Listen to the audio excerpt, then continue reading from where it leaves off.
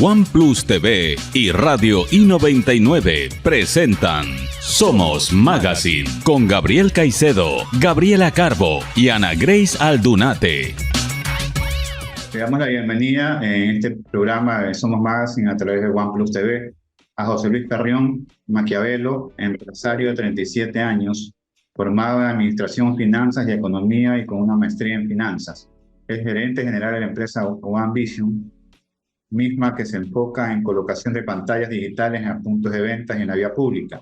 También representa a la empresa Arquero, que tiene una plataforma para ejecutar campañas digitales en páginas web, correos electrónicos y mensajes de texto. Aparte, ha trabajado en industrias, entretenimiento, hoteles, casinos y eventos, redes sociales, deportes y bienes raíces.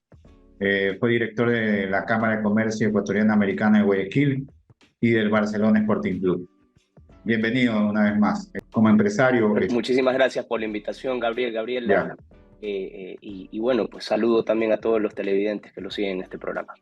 Tú como empresario joven, ¿qué esperas del presidente? Un presidente también de esa camada, más o menos de la misma leva, o por ahí, van con la misma leva. ¿Qué esperas de este presidente joven que reemplaza a un presidente prácticamente de la tercera edad, que acaba de terminar que está a poco de terminar su presidencia? Bueno, yo creo que las expectativas en relación a Daniel son bastante positivas. Personalmente creo que tiene él una oportunidad importante para demostrar que la edad no necesariamente determina pues lo que se puede hacer, que se puedan hacer bien las cosas. De hecho, hay un ejemplo en la región que así lo demuestra. Recordemos, antes de que Nayib Bukele sea electo presidente en El Salvador, justamente le cuestionaban eso, su inexperiencia, el que no tenga experiencia política, y él en su momento contestó y citó inclusive a Albert Einstein diciendo que cómo pretendemos tener resultados distintos si seguimos haciendo exactamente lo mismo, haciendo énfasis en que se venía eligiendo históricamente justamente a personajes con experiencia política y digamos,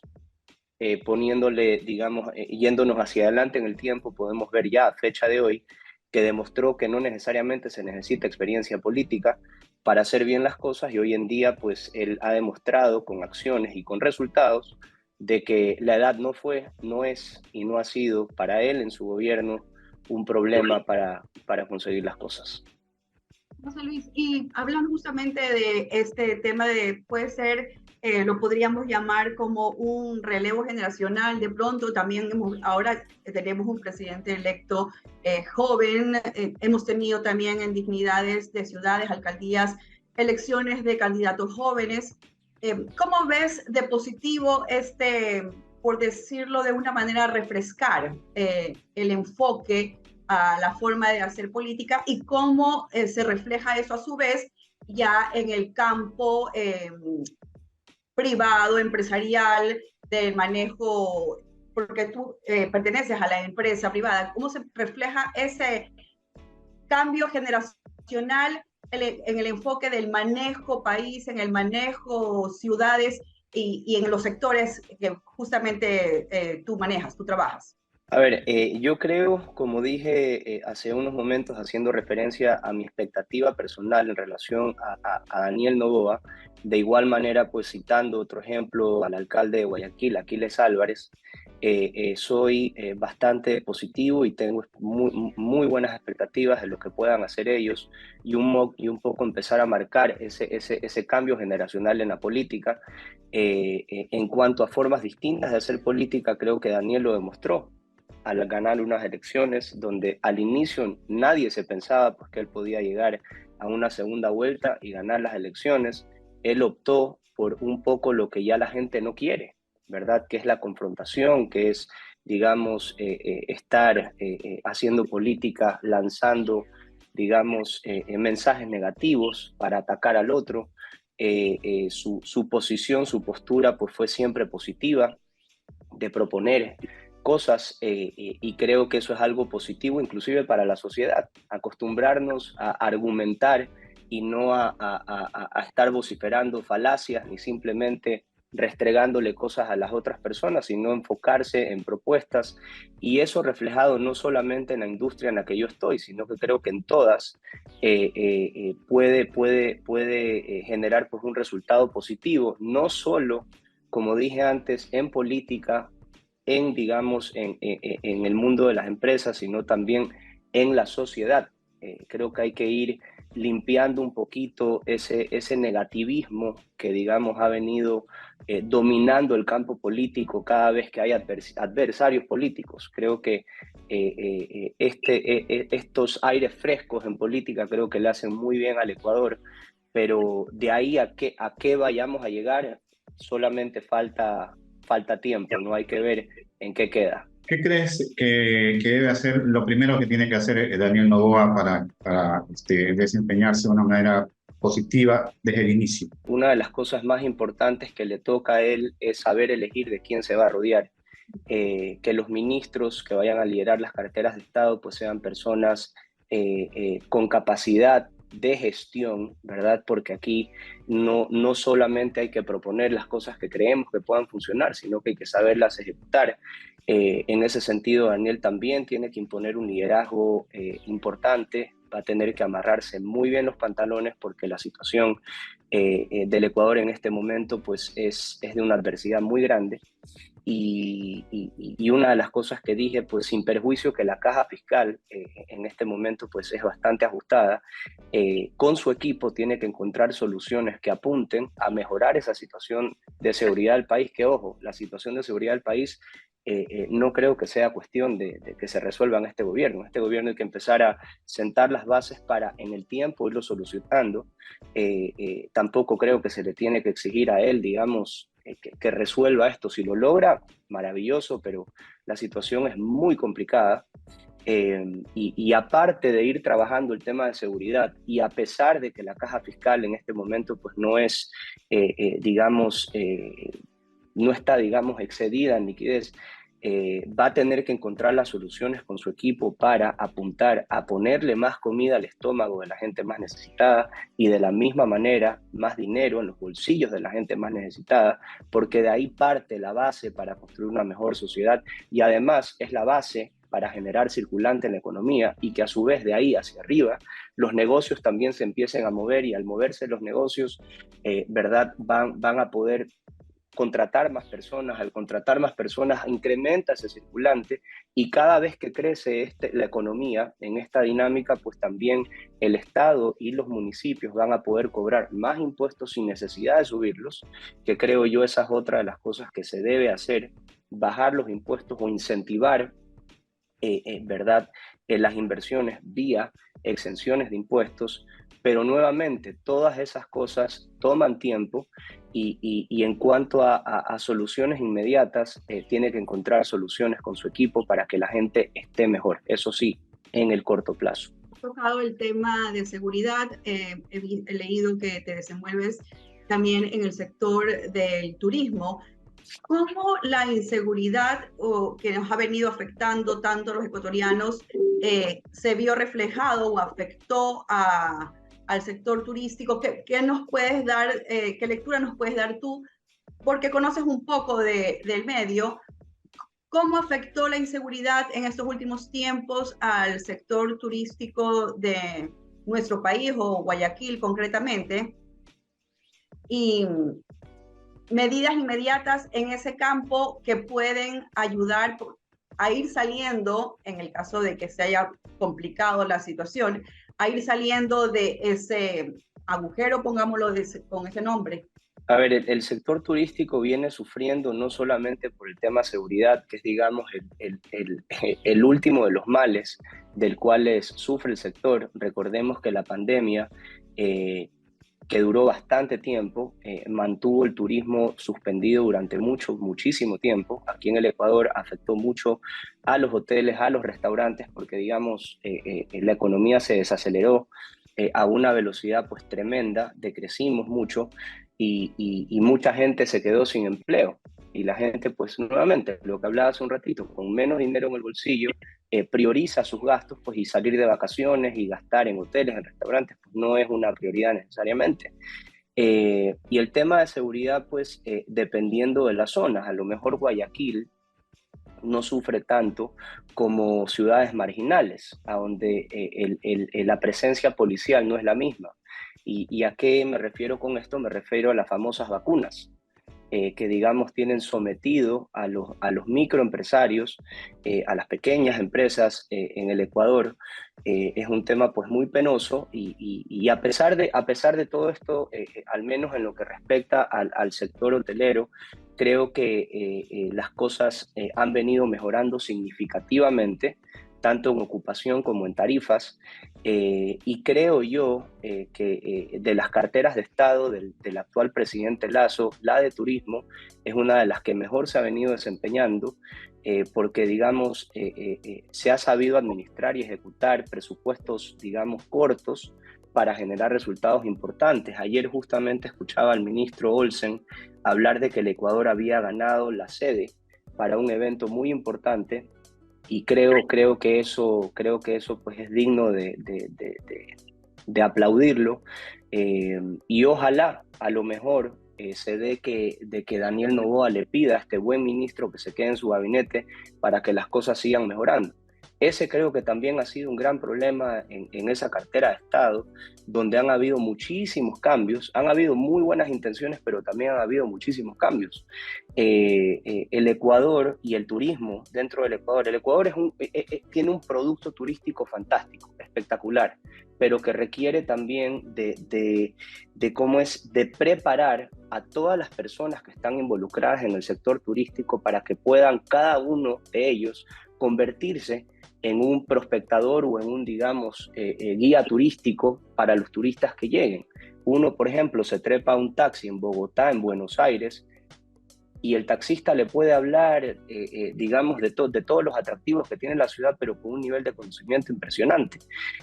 Algo parecido es lo que debe apuntar el país, y creo yo que como se decía hace algún tiempo, el turismo en el Ecuador es el petróleo que no está bajo tierra, sino que lo tenemos arriba y a luz y vista de todos. Además de que el turismo es probablemente la actividad que más retribuye a una sociedad, y de ahí también viene otro dicho que dice que cuando llueve turismo nos mojamos todos, más aún en un país como este. Creo que el potencial es enorme, creo que se han venido haciendo las cosas bien en este último tiempo, y esperemos pues que con esta nueva presidencia se mantengan y se mejore todo lo que se está haciendo, empezando por cuando se pueda mejorar el presupuesto para que se pueda potenciar este país en esa línea. José Luis, en cambio, en cuanto a ti, en tus proyectos y todo lo que estás haciendo actualmente, ¿qué planes tienes para continuar creciendo? Cuéntanos un poco de eso.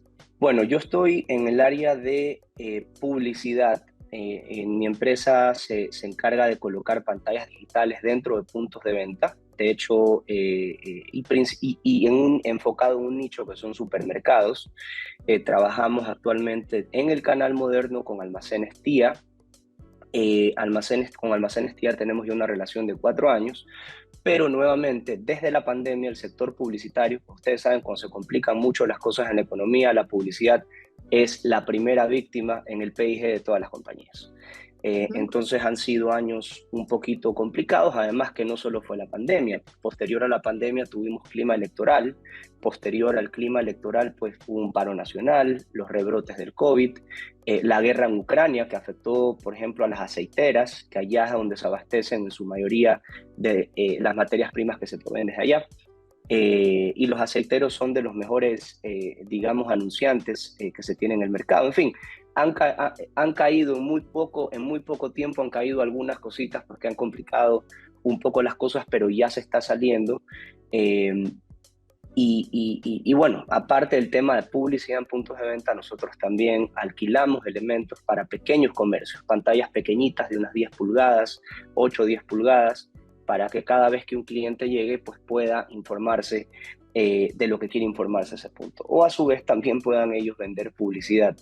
Y sumado a ello, estamos también en la vía pública, con vallas digitales. Y el crecimiento que proyectamos va más enfocado hacia donde las empresas de consumo masivo generan más del 60% de sus ventas, que es el canal tradicional, es decir, tiendas y supermercados independientes, que digamos ahí en alianza con una de las empresas más grandes del país estamos buscando hacer una expansión importante. De las 16 ciudades en las que tenemos presencia hoy en el Ecuador, estamos estimando subir a alrededor de 50. O sea, va a ser un crecimiento un poco, no diría arriesgado, porque es distinto a lo que estamos ahorita, pero sí un crecimiento importante que va a mejorar el producto, va a agregar valor a nuestros anunciantes y tenemos positivas expectativas en relación a eso. Agradecemos mucho tu participación. Ha sido muy importante, un joven empresario es una persona que promete mucho en todos los campos. Esperemos que tener la oportunidad de verte cómo te vas desarrollando aquí en Somos Más y siempre van a haber las puertas abiertas. Muchas gracias, encantado pues de haber estado en esta entrevista y a su disposición para cuando me necesiten. Un abrazo a todos y saludos. Bueno, continuamos con más de Somos Magazine a través de OnePlus TV. Tenemos a nuestro segundo invitado, el abogado César García. El abogado García es también ingeniero comercial, tiene dos profesiones y es el socio principal y fundador de García Partners, que es un estudio de abogados muy reconocido en el Ecuador.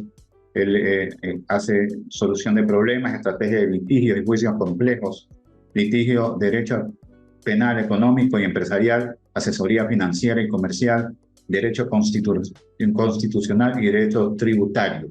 Es socio principal y presidente de García Partners, como lo dijimos, y ha sido reconocido en 2 periodos consecutivos como el jurista del año por el Colegio de Abogados del Guayas y merecedor del premio Jorge Zavala Vaquerizo, otorgado por la Federación Nacional de Abogados. En el 2019, revista Somos también tuvo la suerte de elegirlo 2 veces, el mejor jurista y uno de los mejores profesionales de este país.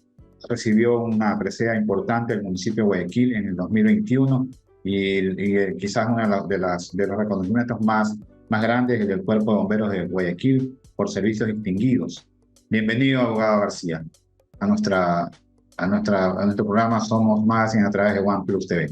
Muchas gracias, buenas tardes. Yo me siento en casa con ustedes siempre. Gracias por la oportunidad de esta entrevista. Estoy a la disposición, siempre encantado, estoy honrado, me siento privilegiado de estar aquí. Nosotros también estamos con esta suerte de tenerlo. ¿Qué representa para usted todos estos reconocimientos que ha recibido y que no son cosas que se reciben muy fácilmente? Ese reconocimiento en vida de su gran labor como abogado. Bueno, realmente, Gabriel y Gabriela, cuando yo empecé mi labor como profesional, he tenido la oportunidad tengo algunos títulos, he tenido la oportunidad de manejarme dentro de algunos campos del conocimiento, artes u oficios. Para mí era importante ser reconocido como un buen profesional y en el camino, cuando llegan la madurez y las canas, me di cuenta de que más importante era ser reconocido como persona, como hombre de bien, como ciudadano. De hecho, no sé si lo que vaya a decir esté bien, pero inclusive hay profesiones como la de abogado que han estado y han venido estando muy desprestigiadas. Entonces, tener un reconocimiento como servicios distinguidos, como ciudadano ilustre y cosas así, son cosas que escapan al ámbito de la profesión como tal, y eso para mí es más grato, sin perjuicio de que yo amo mi profesión. Tengo 4 hijos varones, los 4 son abogados. Venimos haciendo un trabajo importante en el ámbito jurídico, nos hemos logrado mover en casi todas las áreas del conocimiento jurídico, pero este tampoco es un trabajo que se haya hecho solo, ¿no? Esto es un trabajo que se ha logrado como parte de un equipo. García Partners es un equipo de trabajo con expertos como dije hace un momento, en varias áreas del conocimiento jurídico, y creo que en lo jurídico es ese reconocimiento Y en lo personal creo que es un poco conservar, más allá de circunstancias adversas, que todos las vivimos, conservar los principios y tratar de rescatar lo importante de los valores sociales y tener esa responsabilidad para manejarse eso. Usted, se puede decir que en realidad es la persona la que forma al profesional con sus principios y valores. En su opinión, ¿es difícil ejercer la abogacía o las leyes en estos momentos en nuestro país? ¿Cuál es su opinión del momento que vive el país? Y nos decía, de pronto hay un poco de desprestigio ahora en la carrera de leyes, abogacía, pero ¿usted opina que es difícil, hay agentes externos que la vuelven complicada poder practicarla? El gran problema de la justicia siempre ha sido la corrupción, ¿no? Teóricamente. Pero yo creo que quizás hasta más grave que la corrupción es la injerencia del poder político en el poder judicial. Porque esto lo que hace es que los políticos que tienen interés en ciertos casos de connotación obtengan fallos políticos y no fallos jurídicos. ¿Y esto cómo lo hacen? Como lo acaba de hacer, por ejemplo, el electo presidente Noboa, que acaba de convocar, junto con el presidente Lasso, acaban de convocar a una comisión nacional, a una organización nacional que busca manejar el periodo de transición, pero que para esta convocatoria no lo hace solamente con los elementos o con las instituciones del Poder Ejecutivo, sino que también la convoca a la función judicial. ¿Qué tiene que hacer la función judicial en el tema político? ¿Por qué tiene que salir la función judicial a decir que van a luchar contra la corrupción? Ellos no tienen que luchar contra nadie. La función judicial no son adalides de ninguna lucha. Ellos tienen que ser objetivos, centrados, fríos, imparciales, tener los procesos en la mano, remitirse a la realidad procesal, analizar las pruebas con la técnica jurídica y luego tomar sus decisiones y sus fallos. Eso es todo. Ese es el papel de los jueces. Todo juez que es abstraído de esa posición es contaminado. Entonces usted me pregunta, sí, ¿por qué? Porque la política que trae, Gabriela, y perdóneme a ver si logro atar lo que estoy diciendo, la política trae show, circo, ¿verdad? Y entonces yo le voy a poner un ejemplo. Yo he manejado los casos más importantes de este país de los últimos 10 años de lavado de activos. No lo digo, eso es público. Y con un muy alto porcentaje de efectividad, a Dios gracias, porque todo se lo debo a Dios. Pero yo me he encontrado con abogados ecuatorianos, ¿verdad?, que han llegado a mis clientes a proponerles defensa jurídica, siendo yo el abogado, con una ventaja sobre mi oferta, que ha sido que lo han ofrecido gratuitamente. Y lo que les dicen a los clientes es, yo lo defiendo gratuitamente y lo único que le pido es su autorización para publicar en medios y en redes todo lo que haga con su caso. Entonces, ¿cómo yo me manejo? Ya que usted me pregunta, Gabriela, ¿cómo yo me manejo en una situación así? Yo sí hago trabajo gratuito, pero no para quien tiene para pagarme. Mi trabajo gratuito es para la gente que no tiene recursos y eso no tengo por qué publicitarlo. Pero cuando alguien solicita mis servicios, obviamente yo no los puedo hacer gratuitamente. Y con un elemento adicional, y perdóneme, y es que el cliente no se da cuenta de que cuando el abogado es mediático y el abogado habla de sus casos, ¿ya?, en ese momento los operadores de justicia ponen una lupa encima del caso. Mi especialidad es el derecho penal económico, ¿verdad? Para resumirlo, aunque no se resume a eso, lavado de activos.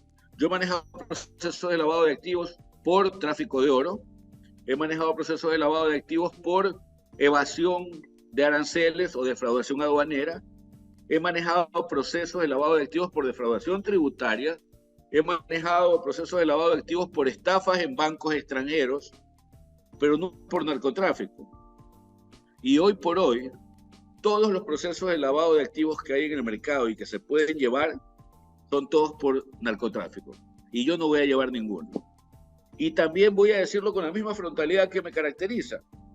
No porque no pueda haber alguien que sea inocente y que quizás merezca mi defensa, sino porque tratar con estos clientes es un tema muy complicado en el que está en riesgo la vida, porque la vida está desvalorizada y eso lo sabemos todos. Esa es la situación, Gabriela. Perdóneme que me haya extendido. No, está muy claro y está bien que acote todas esas cosas porque a veces son temas que no se tratan y aquí estamos para tratarlos justamente. Abogado, ¿cuáles son los casos que a usted más le gusta representar? ¿Cuáles son los casos que nos puede contar que han sido quizás los que usted recuerda con más agrado? Me gustan aquellos casos en los que se defienden derechos, en los que se defienden posiciones institucionales y en los cuales yo no tengo un rédito económico. Por ejemplo, yo soy abogado, he sido abogado del Cuerpo de Bomberos de Guayaquil, ¿ya? Y más que abogado del Cuerpo de Bomberos de Guayaquil, lo que me he sumado es a una cruzada en defensa del voluntariado de los cuerpos de bomberos. Hay algunos cuerpos de bomberos que tienen un alto número de... Por poner un ejemplo, las cifras pueden no ser exactas porque me puede traicionar la memoria, pero por ejemplo en Guayaquil hay 600 bomberos rentados y 2.500 bomberos voluntarios. ¿Ya? En San Borondón la proporción entiendo que es más o menos similar y la repartición, ¿no?, del PAI en este caso, y también en Machala. Entonces, en la Corte Constitucional, en un error histórico por una mala consulta que realizó el Cuerpo de Bomberos de Cuenca, en donde se quería sacar a los bomberos voluntarios, emitió una resolución, una sentencia realmente, una sentencia que para mí la Corte no la analizó porque no conoce lo que es el voluntariado. No sabe que el voluntariado, por ejemplo, que estos cuerpos de bomberos no se sostendrían sin voluntarios. Imagínense lo que sería si le pagamos a 600 y hacemos inversión en motobombas, tener que salir a pagarle a 2.500. Además que el empleado, y sorry por decirlo, pero el empleado se somete a un horario de trabajo, ¿verdad? Los incendios no tienen horarios, ¿ya? Claro. O sea, estos voluntarios están allí en la emergencia, en la tragedia, en la desgracia, a cualquier hora, y la verdad es que son los verdaderos héroes, ¿no? Entonces, yo los pude representar. He participado en muchas acciones de protección y digo logramos porque fui parte del tema, logramos que la Procuraduría General del Estado emita una resolución que ha permitido que el voluntariado se mantenga intachable y pueda seguir manejando con éxito los cuerpos de bomberos que maneja, porque hay un detalle, ¿no? Creo que este comentario es importante y se lo debo a mi buen amigo el coronel Jaime Cucalón y a mi buen amigo el coronel Martín Cucalón, amistad de la cual puedo presumir. Mucha gente dice que ellos tienen demasiados años al frente del Cuerpo de Bomberos. Y alguna vez que me entrevistaron yo les dije, bueno, sí, claro, yo conozco en el Hospital Bernaza, jefes de salas muy técnicas o de terapias intensivas que tienen 30 años manejando las terapias intensivas. ¿Por qué no los cambian? Si debería haber alternabilidad. Es porque con la vida no se juega. Es igualito. Lo que proporciona el Cuerpo de Bomberos es control, cuidado, auxilio y que tiene que ver con la misma vida de las personas. Y con eso no se juega. Muchísimas gracias por esa participación. Fue un honor para nosotros tenerlo. Hace tiempo quería tenerlo en el programa. Pues ya lo tuve. Gracias. Espero seguirlo teniendo. Siempre estoy dispuesto, Gabriela. Un gusto. Que esté bien. Muchas gracias. Que pase bien. Buenas tardes. Fue el abogado César García que estuvo con nosotros en Somos Magazine a través de OnePlus TV. Tenemos con nosotros el ingeniero Darío Herrera, del Grupo Herrera, que representa, ha sido también parte de grupos así diversos muy importantes en el campo inmobiliario y fue ministro de Vivienda en el gobierno del presidente Guillermo Lasso. Y también se desempeñó hasta hace poco como ministro de Transporte. Fue quizás uno de los ministros que más tiempo estuvo en el gobierno. ¿Cuánto tiempo estuvo ministro? Sí, estuve exactamente 2 años. 14 meses como ministro de Desarrollo Urbano y Vivienda y 10 meses como ministro de Transporte y Obras Públicas, desde mayo del año 21 hasta el 24 de mayo del año 2023. ¿Y cómo puede evaluar ese tiempo? Todo el mundo habla de, ahora cuando todos echan leña del árbol caído por el tema de la delincuencia, pero no se ven nunca las partes positivas. ¿Cuáles son las partes positivas que usted hizo en su cartera en este gobierno que está de salida? Mira, yo creo que hacer un pequeño análisis, ¿no? Yo no trato de alejarme un poco de los comentarios políticos.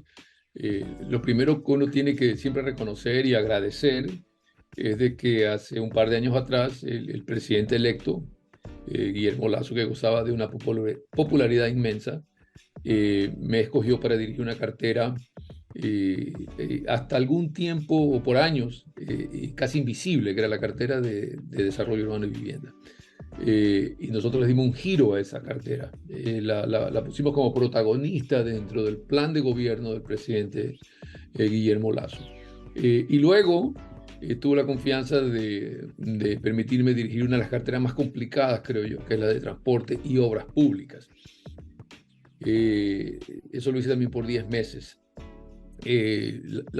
Yo salí en mayo, fue un pedido, me imagino, temas políticos básicamente, y desde entonces no ha tenido la misma tónica, creo yo, desde mi punto de vista. Pero eso no significa de que tenemos que hacer leña del árbol caído, ¿no? Yo agradezco al presidente Lasso por haberme permitido haber estado esos 24 meses sirviendo a los ecuatorianos, el primer cargo público que he tenido en mi vida, y espero honestamente que sea el único. Es un gran aprendizaje. Pierde uno el pelo y si lo haces de manera honesta, también pierdes patrimonio, porque obviamente el sueldo es un sueldo que en el sector privado uno puede desempeñarse de mejor manera y tener mayores ingresos. Entonces, eso lo digo de manera personal, porque siempre en mi familia tengo 3 hijos jóvenes que están por graduarse de la universidad y uno tiene que hacer sus planes de vida, y obviamente la función pública no satisface esas aspiraciones económicas de un empresario inquieto, como a veces me denomino yo, en el sector de desarrollo inmobiliario en el país. Entonces, hice mi conscripción, serví en lo que pude. Yo creo que ustedes han visto este año, sobre todo, las múltiples entregas de vivienda en el país y la reactivación del mercado inmobiliario post pandemia. La inclusión de la simplificación de trámites que hizo que muchos proyectos inmobiliarios se incluyan para ser elegibles en este plan del 5% de tasa de interés, 5% de entrada de 25 años plazo. Eso existía, estaba invisible, estaba mal manejado.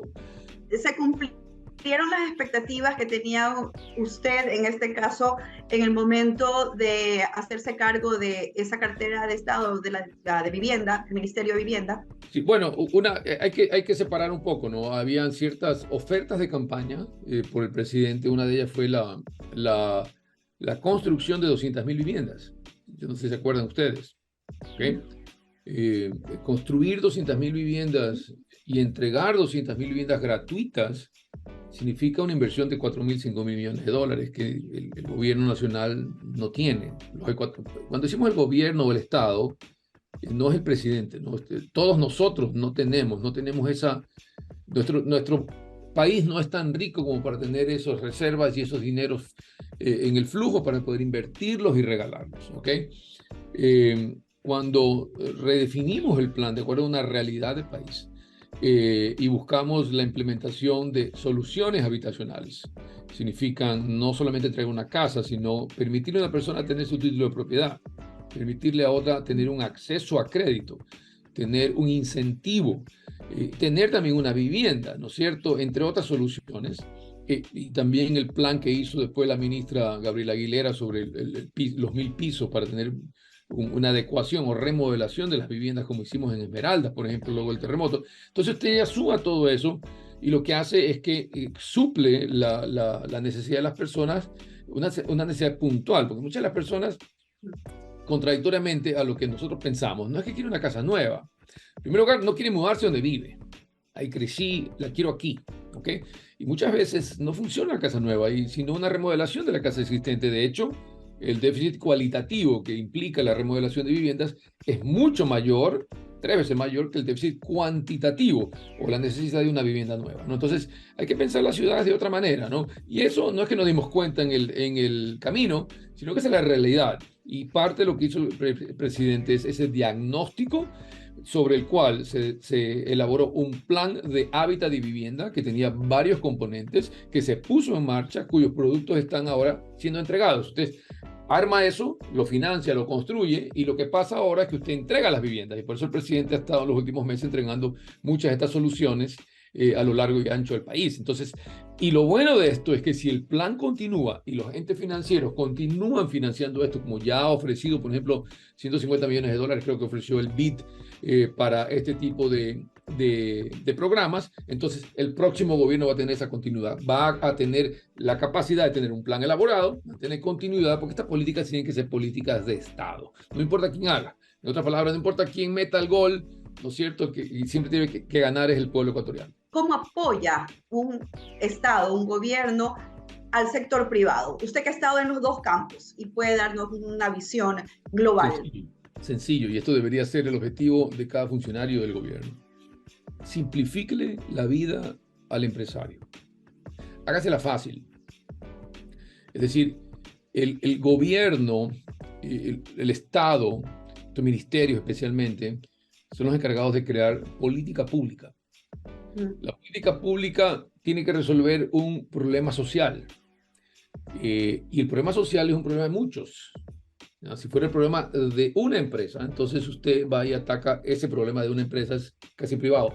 Pero cuando tiene un problema de la comunidad entera, es un problema social. Y ahí es cuando usted hace política pública, ¿no? Para atender un problema social. El problema es que siempre ha existido una desconexión entre el político funcionario que la gente cree que cuando uno se sienta en un ministerio llega una persona completamente iluminada, ¿no? Que tiene todas las respuestas para ayer y que va a resolver todos los problemas de la sociedad. Y eso no funciona así, ¿ok? Lo que uno tiene que hacer con la mayor humildad del mundo es tratar de absorber la mayor cantidad de información. ¿De quién? De la sociedad. ¿Para qué? Para poder armar esa política pública en función de las necesidades y de tratar de resolver un problema real que tiene la sociedad. Y eso lo hicimos desde el día 1 en el Ministerio de Desarrollo Urbano y Vivienda, con los actores clave, incorporándolos a todos ellos, de manera de que armemos la política pública nosotros en conjunto, que le sirva a usted como promotor inmobiliario, que le sirva a usted como agente económico, por ejemplo, las cooperativas, que le sirva X, Y, Z, ¿no es cierto? Y de esa manera usted ve un dinamismo, un eje. Y esa es la función del Estado. Y apóyese siempre el Estado, la empresa privada y la academia, que también lo hicimos dentro del Ministerio de Desarrollo Urbano y Vivienda. En la parte del Ministerio de Transporte y Obras Públicas, ese es otro mundo. Ahí sí se espera que el ministerio haga obra pública, es decir, que construya infraestructura. ¿Okay? Pero ahí también hay connotaciones y cosas muy importantes que desde el ministerio se pueden hacer para delegar esto en el sector privado. Por ejemplo, las delegaciones al sector privado de concesiones en carreteras, por ejemplo, ¿no? Delegación al sector privado para el manejo y el mantenimiento de las carreteras, ¿no? Programas de mantenimiento por resultados, por ejemplo, donde la compañía constructora construye durante un año y después mantiene esa obra durante 4 o 5 años más. ¿Okay? La regularización del sistema de peajes y de concesiones viales en manos de privados en el país, que suman más o menos el 17% actualmente de la red vial estatal. Corrijo, 17% del total, la mitad de eso está en manos privadas y esa otra mitad está en manos de concesiones públicas a través de los gobiernos autónomos descentralizados provinciales. Entonces, eso también es importante. ¿Por qué? Porque cada vez usted tiene que cambiar el modelo de manera que sea sostenible en el tiempo y que nosotros nos acostumbremos a pagar un peaje pequeño porque nuestras carreteras estén siempre mantenidas. Y su evaluación post pandemia, la mencionaba hace un momento, ¿cómo se encuentra el sector inmobiliario y de construcción actualmente en el país? El Ecuador tuvo un pico en desarrollo inmobiliario, ¿no? Tanto en esta actividad inmobiliaria, ¿no? Y ese pico fue el año 2012-2013. No hemos llegado todavía a ese nivel de actividad en la parte inmobiliaria en el país. Ya se ha superado la parte post-pandemia, es decir, cifras comparadas con el año 2019. No obstante, la inestabilidad política, por ejemplo, en este año, hizo de que la reactivación que ya se experimentaba en el año 2022 caiga en el 2023 ante la incertidumbre, ¿no? Siempre muerte cruzada, 6 meses, quién va a venir el presidente, qué va a pasar, etcétera. Y también la cercanía de un fenómeno que está ya a la vuelta de la esquina, que el fenómeno del Niño, hace de que se ponga en riesgo, sobre todo, alrededor de unas 10.000 unidades de vivienda que tienen que ser entregadas, cuyos clientes tienen que aceptar la vivienda y que los bancos tienen que desembolsarle al constructor el valor de la hipoteca para que el constructor sobreviva. Esto de aquí es importantísimo porque va a pasar en los siguientes meses durante el fenómeno del Niño y después no se cumple este ciclo de cierre financiero, entonces el constructor, el promotor, sufre también desde el punto de vista financiero, ¿no? Entonces es muy delicado, pero en todo caso, hubo reactivación en el año 2022. Este año hay un cuello de botella por lo que le acabo de indicar. Pero si usted le pregunta a los promotores inmobiliarios, más allá del 60 o 70% de ellos siempre indican de que ven el próximo semestre como un semestre positivo, tanto en reservas, en visitas a sus proyectos, etc. Y es por la naturaleza de los promotores inmobiliarios, más allá que sea realidad o no. Los promotores y desarrolladores inmobiliarios siempre pensamos de que el sol sale todos los días, así esté lloviendo. Yo trabajo y armo proyectos de inversión para el sector inmobiliario, de consultoría, entre otras cosas, ¿no? Entonces, eso es lo que me apasiona realmente. La parte política fue algo que fue adquiriendo en estos últimos 2 años. Yo creo que en definitiva ha sido un PhD que uno hace como hacer una maestría, porque ahora conozco el sector público, entonces sé cómo se mueven las cosas en ese lado y cómo podemos traer lo mejor de ese lado hacia el sector privado, ¿no? Y siempre estaré ligado, ¿no? Siempre tendré algo de opinión, inclusive a los gobiernos nuevos, a los que vengan, tanto a través de las redes sociales como consejería que se me pide de vez en cuando. Seguimos con más de OnePlus TV, con el programa Somos Magazine. Tenemos a Álvaro Muñoz en este momento. Gracias, Álvaro, por esperar un poco. Le damos la bienvenida a nuestro programa para poder revisar temas que tienen que ver con el tema empresarial, que es su área de expertise, y un poco conocer su opinión sobre las expectativas que tienen dentro del sector a propósito del nuevo gobierno que está por asumir funciones, pero bueno, ya fue electo este fin de semana. Bueno, antes que nada agradecerles, Gabriel, a todo tu panel, a tu teleaudiencia. Efectivamente, como tú mencionas, les estoy hablando desde Estados Unidos. El sector en el cual yo tengo injerencia y ejerzo acá mi profesión es el sector de alimentos. Yo llevo acá, nací en el Ecuador, pero llevo acá alrededor de 12 años y he tenido la suerte de poder ir viendo el crecimiento, ir conociendo los mercados de alimentos exportables en los Estados Unidos.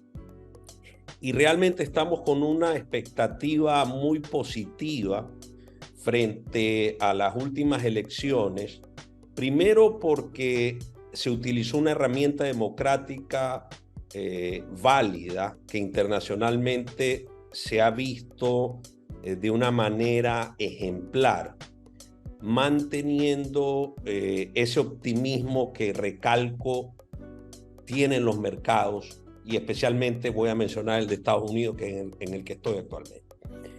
Adicionalmente, creemos que es una oportunidad, sin entrar en el área político, porque yo no soy político, pero sí felicitar y desearle lo mejor al nuevo presidente, a Daniel Noboa, en sus funciones, porque el que le vaya bien a ellos nos va bien a nosotros. Y creo que es una oportunidad en que todos trabajemos conjuntamente con el objetivo de sacar al Ecuador adelante, que como todos sabemos tiene un potencial enorme, una habilidad de poder salir de los problemas más graves que ha tenido a lo largo de la historia.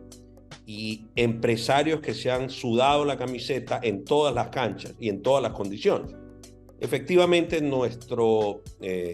esto ha sido un trabajo en equipo, pero nuestro expertise es llevar marcas tradicionales, particularmente de Latinoamérica, de alimentos a los mercados de los Estados Unidos, con una particularidad que nuestro principal aliado son los supermercados que están distribuidos en la costa este de los Estados Unidos y que están agrupados por una asociación que se llama National Supermarket Association.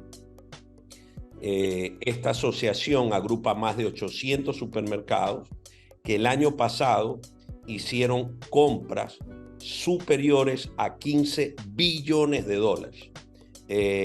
Tienen una particularidad extremadamente interesante, que son mercados en que sus clientes o consumidores no tienen una fidelidad extrema a las marcas tradicionales y por lo tanto permiten enviar productos de Latinoamérica, ser un poco creativos y usar esta dinámica, también utilizar el tema de la cultura de consumo, que la tienen muy arriesgada los inmigrantes, que es de un crecimiento, ustedes deben tener la estadística, actualmente ya superó las remesas al petróleo. Realmente Estados Unidos tiene en el envío de remesas y de exportaciones aproximadamente el 60 y pico % del pastel. Y por lo tanto hay que entrar ya a, digamos, a ajustarnos a ver una relación comercial que nos ponga en similitudes condiciones, como Colombia, como Perú, en esta área, que entran muchos productos con cero arancel. Y en el Ecuador, lamentablemente, por las situaciones pasadas que no vienen a esta entrevista, pagamos un arancel que empieza del 1% hasta el 35%. Es una cantidad extremadamente importante y a pesar de eso debo resaltar y aprovecho la oportunidad y por eso resalté al empresario ecuatoriano, porque es increíble que a pesar de todas estas barreras hemos podido seguir haciendo comercio acá, creando, exportando, teniendo presencia en los mercados y de ciertas maneras nos ajustamos en una dinámica de poder reducir costos a pesar de estar dolarizados. Ese también es materia de otro análisis. Exactamente, en tema de exportaciones tiene sus ventajas, yo estoy a favor de la valorización obviamente, pero también en cierto sentido, pero hay que estudiarlo más a fondo, pierde cierta competitividad versus a la mano de obra que tienen países vecinos. Pero en todo caso eso lo puedes... yo creo que las ventajas son superiores a las desventajas. Pese a la competitividad que existe, se debe a la gran acogida que tiene o a la gran acogida que tienen nuestros productos. Mencionaba un poco la cantidad de ciudadanos de población migrante latina que vive también ahora en los Estados Unidos. Eso también influye en la preferencia por nuestros productos. Fíjate, son varios elementos, tú has mencionado algunos de ellos y muy importantes. Obviamente la inmigración que es, como conocemos, muy alta y de que un crecimiento exponencial, ayuda porque ellos están acostumbrados a sus productos de origen.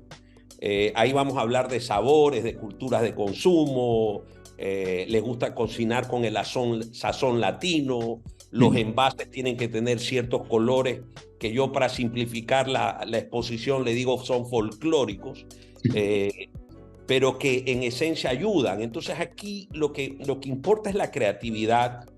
Estas demandas también vienen porque hay una empresa muy seria atrás, hay una empresa, en este caso ecuatoriana, admirable, seria, producen y responden, producen productos de excelente calidad, tienen equipos de trabajo con una dinámica muy interesante, y lo que nosotros hacemos, parte de lo que nosotros hacemos es ser sus ejecutivos acá, porque para para tener éxito en estos mercados que son tan grandes, el de mayor consumo en el mundo, hay que tener una cultura de saber cómo generar posibilidades de negocio acá. Y para eso viene desde el diseño del modelo de negocio. Y para tú diseñar un modelo de negocio exitoso, con riesgos bajos, que tenga crecimiento, sostenibilidad, etcétera, debes de conocer el mercado. Ese es el éxito. Y tener el network y tener cierta gobernabilidad en ese network para, combinado con los exportadores de nuestro país y de otros países de Latinoamérica, ingresar en estos mercados y tener los resultados que, gracias a Dios y al trabajo que se está haciendo, los tenemos actualmente. Y sí, también te digo que cada vez, recuerda que las culturas también se van mezclando y las razas se van mezclando. Entonces ya ves mucho americano casado con latino y viceversa, y entonces las costumbres los latinos las mantenemos, y las mantenemos mucho en nuestro hogar. Y eso se va dando de tradición en tradición, entonces vas ganando consumidores. Adicionalmente también la calidad de nuestros productos. Y como mencionaste, Nilsa, efectivamente manejamos productos real y tenemos la particularidad de que es una tuna de primer nivel. Entonces, en el momento que no necesariamente únicamente un latino, sino un norteamericano, un europeo la prueba, sabe de la calidad, entonces tenemos ya en la mente del consumidor en ciertos productos, y en este caso en tuna y productos de real, el consumidor sabe que son productos de calidad, y todo esto ayuda, ¿no? Y el trabajo que se ha venido generando. Tu trabajo es muy importante y debes tener muchas nuevas cosas. Entiendo que vas a venir a Ecuador en estos días. Entonces, ¿qué planes tienes de introducir más productos ecuatorianos al mercado estadounidense? Cuéntanos un poco. Sí, efectivamente tenemos algunas reuniones en Quito, en Guayaquil, con empresarios, emprendedores, que están, unos ya tienen ciertos mercados focalizados en los Estados Unidos, pero quieren un mayor crecimiento al que han tenido, y otros que todavía no han tenido esa experiencia, y que siempre es importante intercambiar, primero conocer lo que siempre pregunto: ¿cuál es tu real interés en captar estos mercados? No es solo una intención, esa intención tiene que venir atada a muchas cosas, en temas empresariales, financieros, cómo es tu estructura, tu capacidad de producción, la cadena, en fin, no es un tema del famoso sueño americano en temas económicos.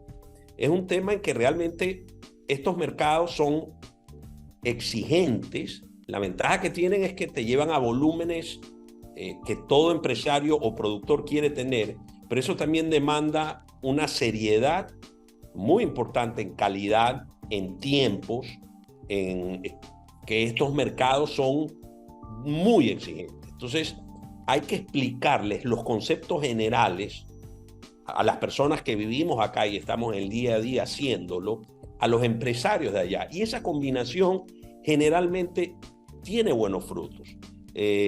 No es que hemos inventado la bomba atómica, pero yo una vez le dije a alguien, y voy a hacer aquí un poco, por la grata conversación que tenemos, voy a ser un poco confidente. ¿Cuánto se gastan las empresas? Muchas veces en ferias, hay ferias muy buenas y hay ferias que no sirven para nada. ¿Cuánto se gasta en un viaje? Aquí me van a querer matar los gerentes de negocios internacionales, que efectivamente tienen mucha valía, ojo, pero no para el día a día. Esos viajes son momentáneos, espontáneos. Deben hacerlo, y deben hacerlo trimestral, medir el termómetro, llevar un feedback a sus directores para tener en esencia un contacto directo. Pero tú no puedes manejar a control remoto el comercio, y cuando tú manejas cifras importantes de exportación, tampoco puedes ceder. Aquí te piden el 99.9% te piden crédito. Eso es lo normal en alimentos. Claro. Y son 60, normalmente va entre 30 a 90 días. Entonces tienes que saber a quién le das ese crédito. Exacto. Tienes que estar seguro de que te paguen. Y realmente por eso acá nos conocemos. Pero te digo que estamos muy optimistas, vamos a seguir apoyando al Ecuador. Y cuando digo el Ecuador, obviamente por porque estoy haciendo la entrevista con ustedes, pero lo hacemos con Latinoamérica.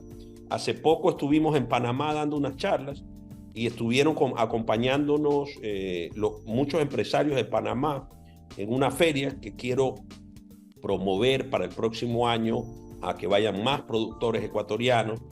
Ahí conversaremos cuando vaya, Gabriel, porque hay una idea de hacerlos participar y que vayan los directores de estos gremios a hacer mesas de trabajo directas, pero con los compradores, con las personas que pueden firmar la chequera, y que en realidad se sepa antes de sentarse en la mesa, como hay los diálogos políticos, se haga previamente un intercambio del tipo de productos que tienen, qué se va a ofrecer, cuáles son las condiciones, para que en realidad esas ferias sea prácticamente el último paso, step, de lo que ellos vayan a cerrar un negocio. Entonces, en esto hay mucho para hablar, es algo que me apasiona, porque en realidad creo que en el mundo de alimentos, claro, por más que inventen una pastillita para que nos tenga todos los nutrientes, nosotros los que somos medio gorditos igual vamos a seguir comiendo, digamos.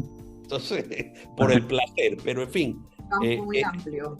Eso es un campo amplio y que se mantiene. Bueno, Álvaro, te agradecemos mucho por esta grata entrevista en Somos Magazine a través de OnePlus TV. Te comprometemos para otra ocasión tenerte y hablar un poco más ampliamente de todo este tema de e-commerce que tú estás implementando y que estás ayudando mucho a los empresarios de este país a colocar tus productos en los Estados Unidos. Te dejamos con las palabras finales. No, agradecerles a ustedes. En realidad me ha dado mucho gusto verlos, poder utilizar este espacio para que conozcan un poco de lo que hacemos. Como te reitero, esto es un trabajo en equipo. Ahora me tocó a mí estar frente a ustedes, pero en fin, espero verlos allá. Vamos a estar todos remando en el mismo barco porque... Vamos a llevar Quaker. Exactamente. En definitiva, lo que buscamos, sea Quaker, sea limón o sea lo que sea, pero que el Ecuador salga para adelante. Es lo que todos queremos y esta es una oportunidad única. El tiempo es corto, pero yo creo que se están abriendo puertas justamente en esta etapa para todo y hay que estar atentos. Las mayores riquezas se han hecho lamentablemente en las guerras y hay que estar atentos. Agradecerles y espero poder volver a compartir pronto con ustedes y verlos allá en Ecuador. Perfecto. Así nos comprometemos a comernos ese bolón juntos entonces. Excelente. Un abrazo para los dos y para tu audiencia. Que estén muy bien. Muchas gracias por acompañarnos en la entrevista. Gracias a ustedes. Gracias. Estuvimos con nosotros Álvaro. Es un empresario, Álvaro Muñoz, que nos ayuda mucho al país. Ahí son el tipo de héroes que no se promocionan tanto, pero que nosotros los tenemos que buscar para que ustedes lo conozcan y sepan quiénes son. La gente positiva que nos ayuda tanto y que, sin embargo, no reciben el reconocimiento que reciben otros que hacen menos. Gracias por haber estado con nosotros en Somos Magazine a través de OnePlus TV.